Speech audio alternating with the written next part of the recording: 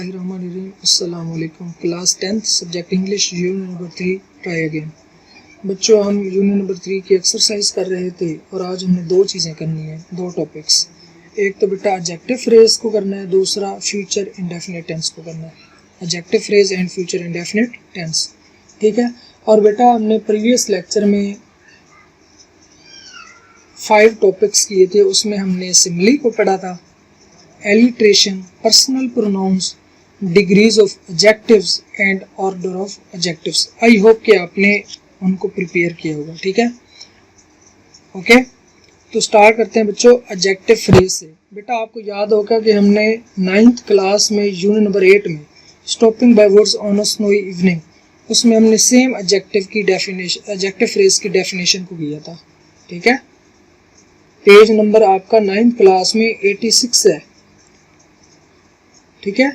Unit number 8 में stopping by words on a snowy evening में हमने सेम एडजेक्टिव फ्रेज की डेफिनेशन को किया और यहाँ पे भी सेम डेफिनेशन है, ठीक है। तो इसको स्टडी करते हैं बच्चों।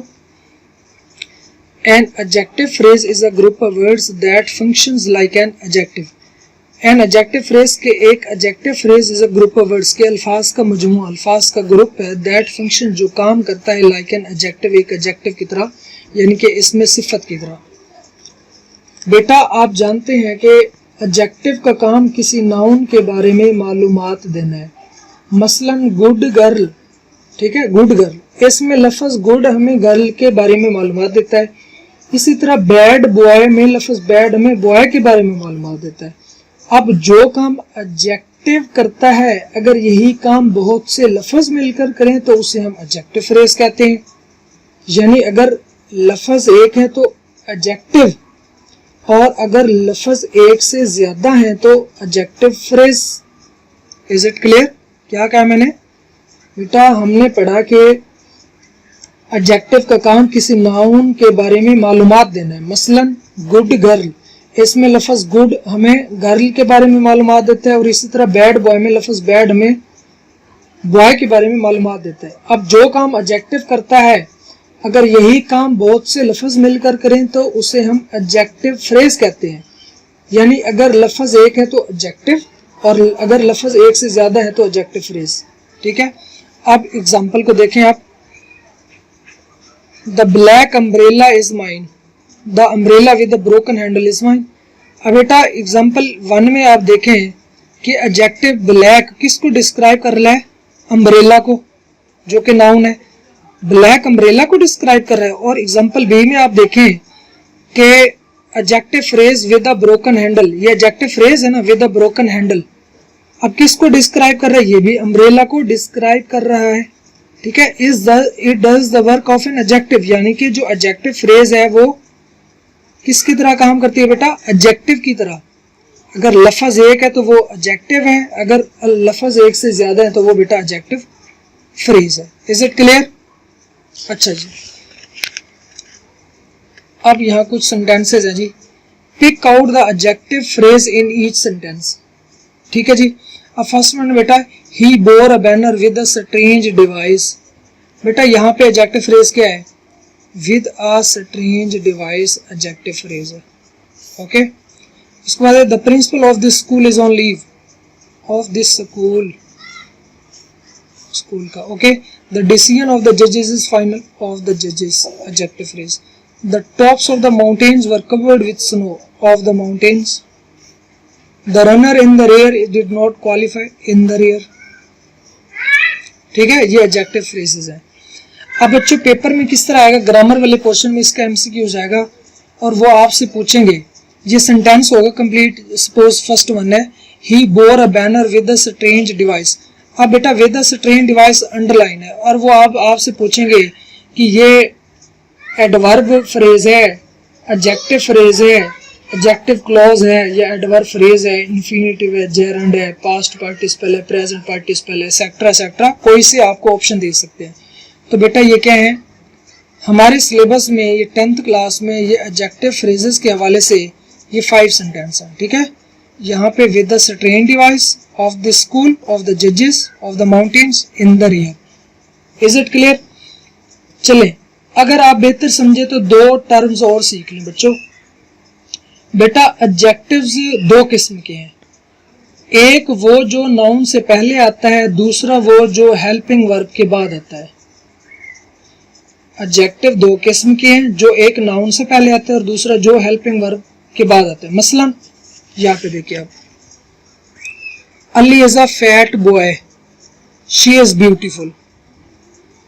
ठीक है, अब बेटा यहाँ देखें, Ali is a fat boy, Ali is a, अब इस केस में देखें आपके एडजेक्टिव को एट्रीब्यूटिव एडजेक्टिव कहते हैं। क्यों? ये नाउन से पहले एडजेक्टिव है। और दूसरा क्या होता है बेटा कि लिंकिंग वर्ब के बाद, यानी कि जो एडजेक्टिव लिंकिंग वर्ब के बाद आता है। अब इज एम आर वगैरह ये लिंकिंग वर्ब्स हैं। क्या बेटा? लिंकिंग वर्ब के बाद आता है, यानी कि शी इज ब्यूटीफुल। तो इसको क्या कहते हैं? प्रीडिकेटिव एडजेक्टिव। जो बेटा नाउन से पहले वो एट्रीब्यूटिव एडजेक्टिव है। ओके, जो बेटा क्या आता है नाउन से पहले आता है वो एट्रीब्यूटिव, और जो बेटा लिंकिंग वर्ब के बाद आता है उसे हम प्रीडिकेटिव एडजेक्टिव्स कहते हैं। Is it clear? तो इसी तरह बेटा अब यही उसूल एडजेक्टिव फ्रेज पर भी लागू होगा। अगर एडजेक्टिव फ्रेज इसम से पहले हो तो एट्रीब्यूटिव एडजेक्टिव फ्रेज यानी क्या होगा, अगर लिंकिंग वर्ब के बाद आए तो वो प्रीडिकेटिव है।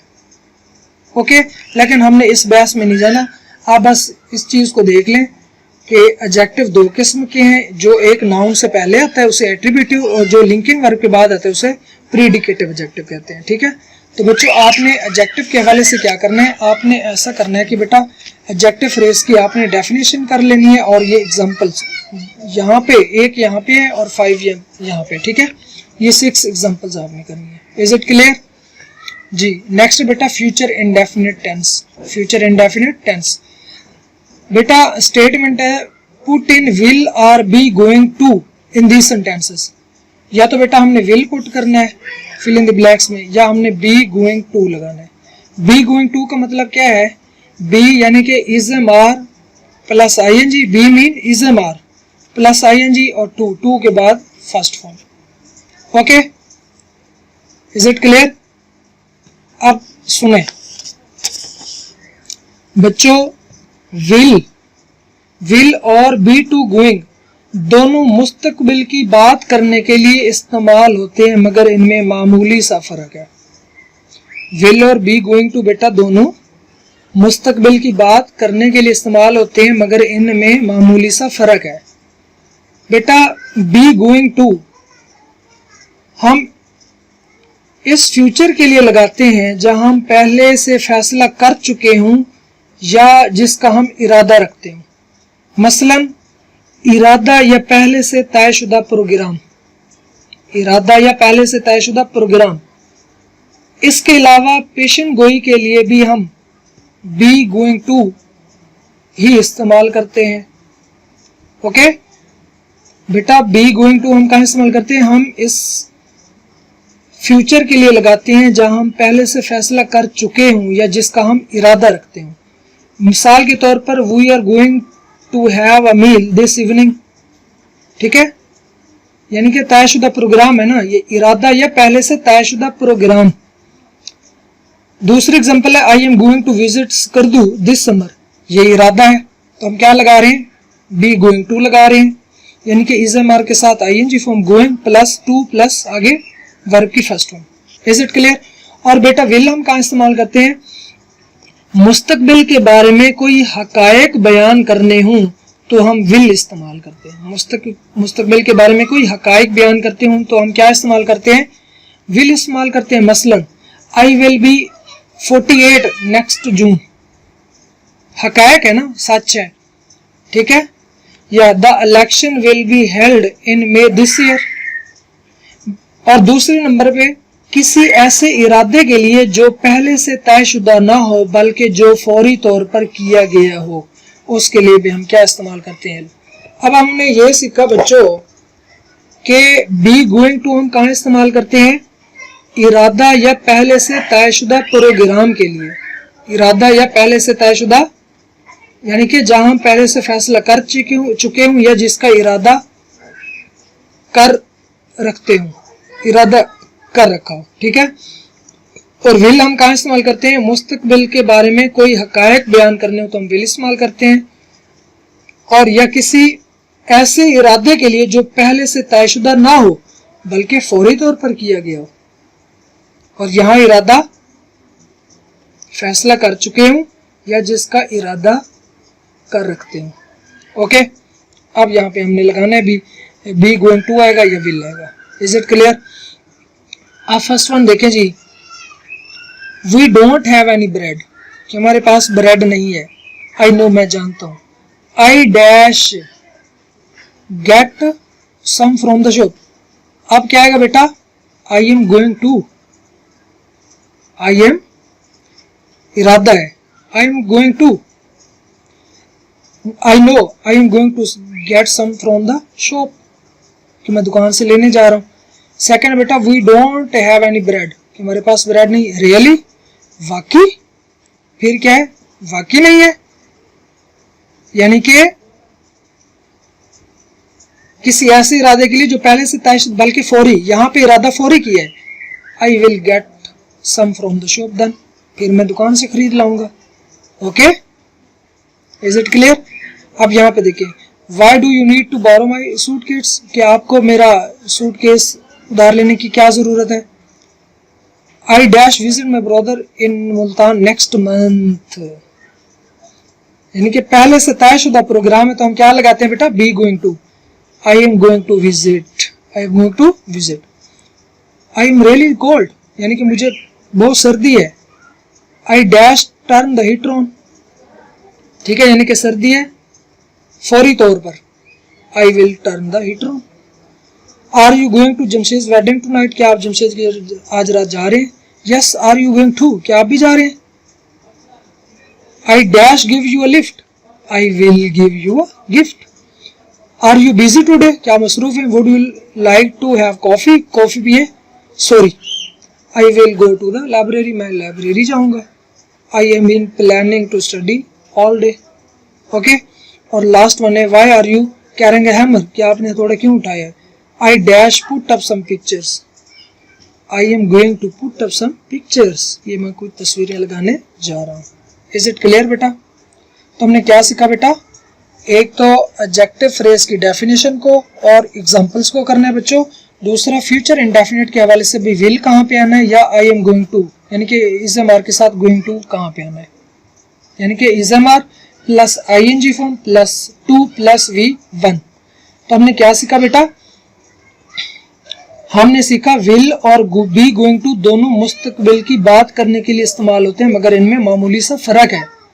बी गोइंग टू हम इस फ्यूचर के लिए लगाते हैं जहां हम पहले से फैसला कर चुके हों या जिसका हम इरादा रखते हों, ठीक है।